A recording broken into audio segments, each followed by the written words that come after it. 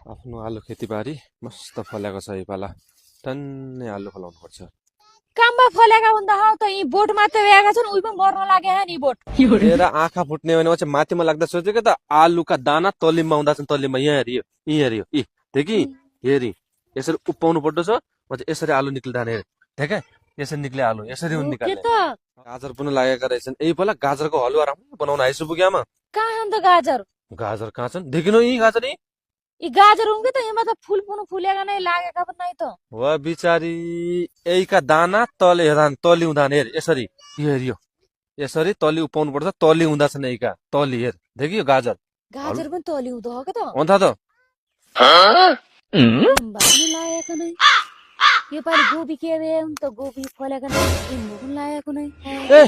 किन उपाउनु लागेको छ गोपी तू हो गोबी कसरी लगाएछ शिवका बुवा गोबी एक फलेका नै हेर्दा ओ कठै बिचारी अच्छा ए गोपीका तल ठेकोमा लाग्दा सोचेको त ए गोपीका माथि नि डल्ला लाग्दा छन् डल्ला गोपीको सत्य ना सरीले बिचारी